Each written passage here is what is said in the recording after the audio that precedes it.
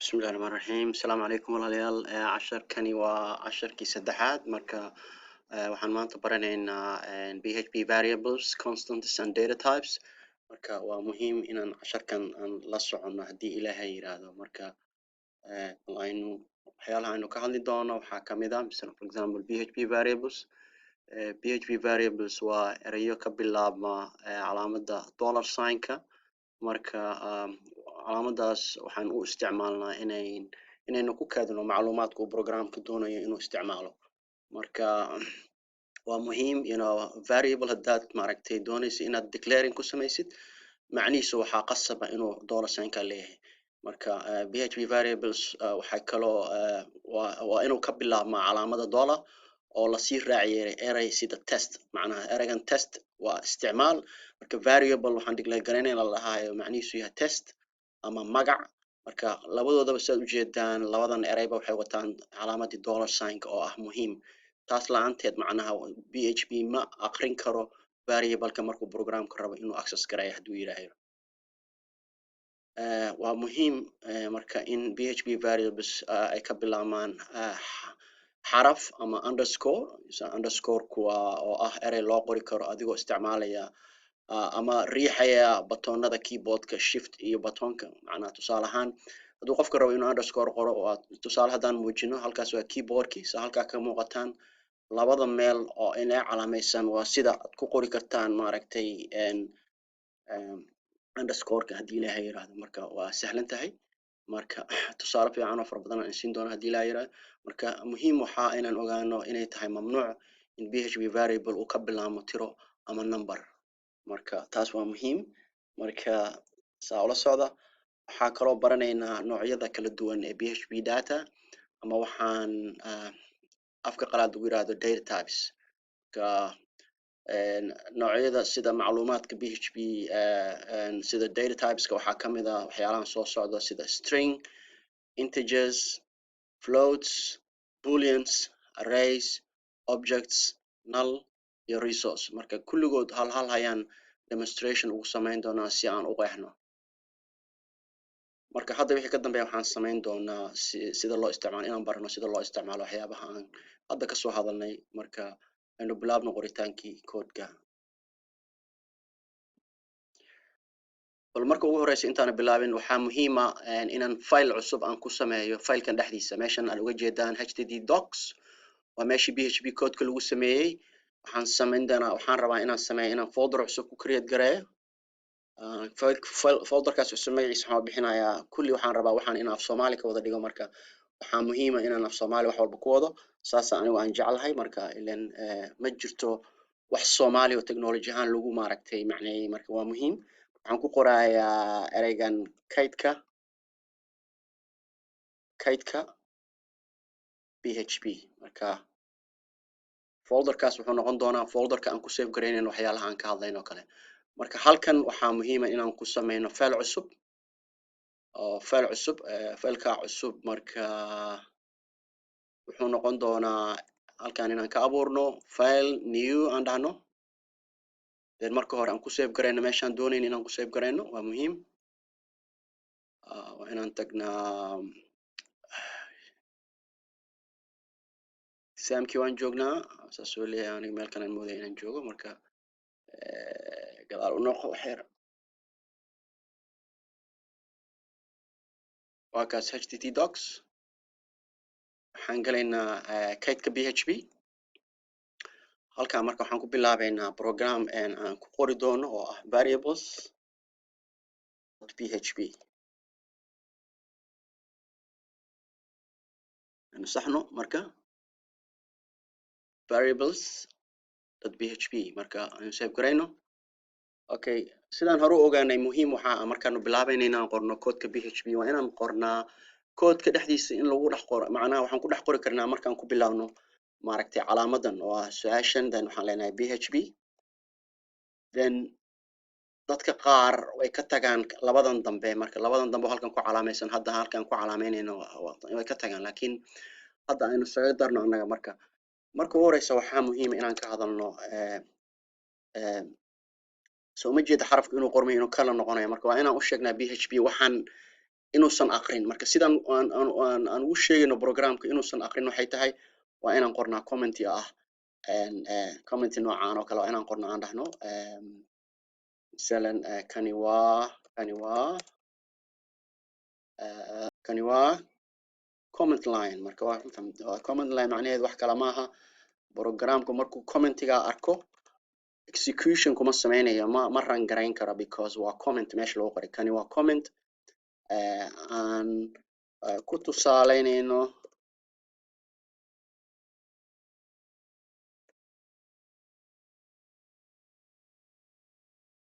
isticmaalka commentiga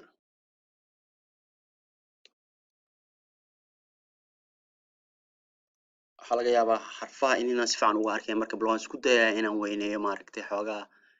view-ga aan ku daro font size-ka aan increase gareeyo marka si aan font size u increase waa inaan meeshan tagaa increase font size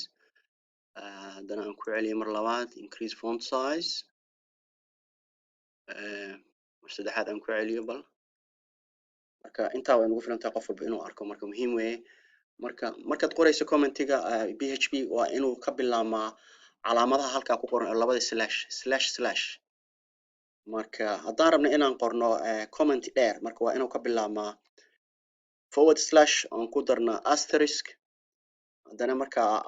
halkaa aan ku dhamaynaa asterisk haddana maxaa la dhahay backslash marka taa waxay tusaysaa wax alla aan halkan ku qornaa PHP ma akhrin karo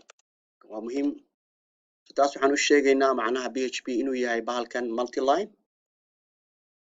soo ma jeeda hadda line-ka labaad maadan ku qoro weli qoritaanka wuu sii socdaa weli commentiga wuu sii socdaa marka ma akhrin karo marka haddii aad doonaysid inaad comment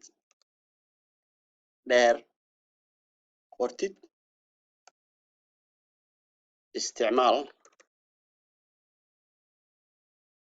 isticmaal maaragtay commentiga dheer oo ka bilaabmo / asterisk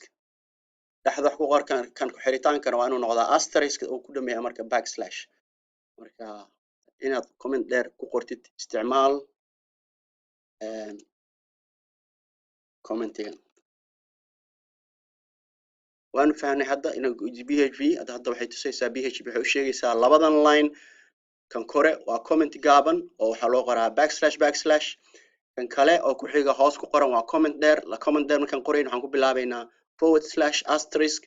then waxaan rabnaa dhexda ku qoraynaa laakiin waxaan ku xiraynaa asterisk backslash bal marka hadda aynu dhex galno comment kale oo la qori karo oo PHP waxaa jiro saan oo kale waa loo qori karaa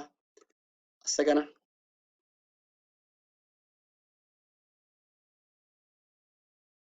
marka saan hore u sheegnay haddii aad xasuusataan wax yar ka hor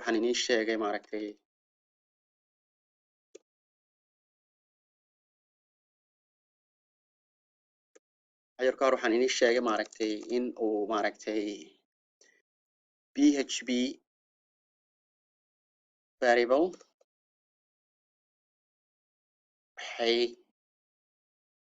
waxaa laga bilaabaa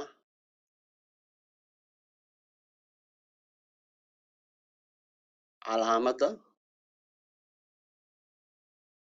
$sign waa muhiim taas inaan ogaano sidoo kale PHP variables waa muhiim waan ka faa'iidaysanaa inaan copyeeyo PHP variables wuxuu ka bilaabmi karaa keliya xarfaha lambarada iyo underscore oo hadayta aan nagu tusay keyboardka markaan idin sharaxay waa muhiim inaan ogaado. sidoo kale php variable waa case sensitive macnaheedu wuxuu yahay macnaha haddii variable haddaan rabno tusaale variableka haddaan u declare gareeyo oon dhaho variablekan waxaa la dhahaa test oon rabo inaan print gareeyo waa inaan marka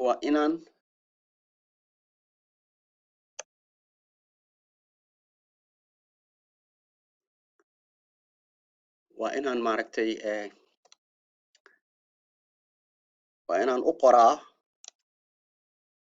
variableka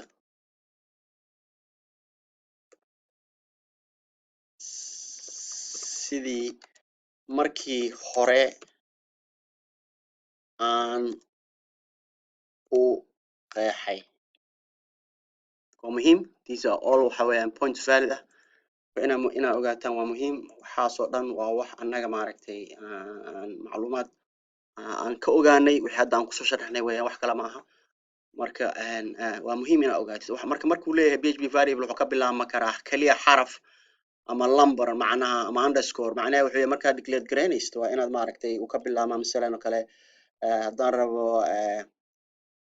variable inaan declare gareeyo masalan rabaan variable la dhaho xoog Soomaaliyan ka dhigayna wax walba mugta marka xoog haddaan dhaho sidaa waa u declare garayn karaa. marka waa muhiim inaad saas u ogaataan. marka bal tusaalooyin yar yar aan sameyno hadda bal aan anagoo programkii qorayna marka muhiim waxaa inaan qorno masalan kasoo qaad program ah oo yar aan declare garayno variable la dhahayo tusaale haddaa rabtid af Soomaalina waa ku qori kartaa haddaa rabtid waxaa ku qori kartaa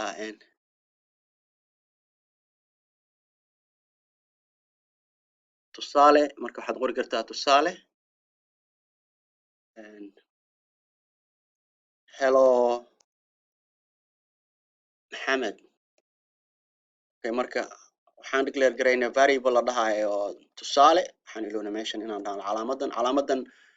ereyga bidixda xiga waa ereyga adiga aad declare garaynayso variable ahaan kan dhinaca xiga midig waa waxa aad rabto inaad ku kaydiso ereyga tusaale. marka haddaan rabno inaan print garayno waxaan ku print garaynaynaa print tusaale. marka sidaan ku ogaanaynaa filekan inuu shaqaynayo waxaan inuu shaqaynayo marka taas way sahlan tahay. marka waxaan sameynaynaa waa save garaynaynaa marka hore waxaan tegaynaa waxaan leenahay save. marka balba halkan haddaan gaabiyo maaragtay xoogaa soo gaabiyo oo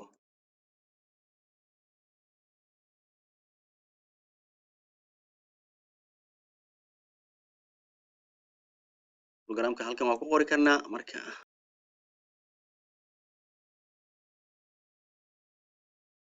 so halkan sida ka muuqata marka waxaan samayn karnaa si aan maaragtay u tusaaleyno hadba pagekii markii hore aan create garaynay oo ahaa localhost / marka aan dhahno kaydka b haddana aanana / bahalkii aan hadda anaga code ku qoraynay aan filekii aan hadda codeka aan ku qoraynay aan tagno variables.php fiir waxa ka soo baxa meesha. okay taas waxay ku tusaysaa mar labaad ayaan dhaweydna maalin dhaweydna waataan inii sheegay nooma bilaawno exam marka waa inaan bilaawno exam. sidaan ku bilaabayna waxay yahay inaan exam tagno halkaa ogarno control aan dhahno control exam control then aan start garayno. saad u jeedaanba exam uu noo start garaysmay marka hoos baan iska dhigi karnaa. marka haddaan meesha ku noqono mar labaad aan dhahno kaydka php na tusi si uu leeyahay wuxuu leeyahay line 20 waxaa jiro wax la dhaho waxaa jiro yiri macnaha syntax error wax kale ma aha waxaad sidaa u qori leed maana si kale aadan u qorin. marka print waa laga fiican yahay marka aanu bedelno print on ku qorno echo which is easier. marka echo markaad qortid bal aan save garayno line 20 waa kan waxaan ilownay meesha haddaad xasuusataan mar walba oo adigoo wax declare gareysa ama aad qonto instruction php waxaa muhiim ah inaad ku dhamaysaa semicolon marka taas waa muhiim inaad ogaatid maxay tahay wuxuu maanta dhan bahalka noo diidan yahay waa kaasan ilowni marka marka hore waxaa laga yaabaa inaad xoogaa aad garan weydo meeshaad wax ka bilowday wax kale laakiin dhib male waxaan waa tartiib waa baranaysaa marka dambe marka labada shay bal aan isbarbar dhigno haddaan hadda dhahno masalan kasoo qaadkan noogu celi bal oo ujeedaa halo maxamed ah noo soo baxay marka taas waxay ku tusaysaa instructionka programka markaad qorayso haddaad si sax u qorto wuu sahlan yahay marka waa muhiim marka bal casharkeennii waa sii wadaynaa haddii ilaahay yidhaaha casharka ku xiga waxaan qoraynaa waxyaalo badan marka kolley waa muhiim maxaan kaloo ku dari karaa masalan haddaan rabo kale tusaale halo maxamed weeyaan marka haddaan rabo labadan xarfood waa kala jebin karaa marka hab waxaa jirto php loo sameeyo oo lagu kala jebin karo masalan haddaan halkan aan maaragtay comment out ku sameyno macnaa comment out waxa weeye waxaa leedahay iska ilow kan ayaad program ku leedahay aan dhahno hallo keliya ku qorno tusaale hallo haddaan mid kale qorno oo ah erey kaloo labaad haddaan qorno oo ah tusaale labaad aan dhahno isagana aan dhahno maxamed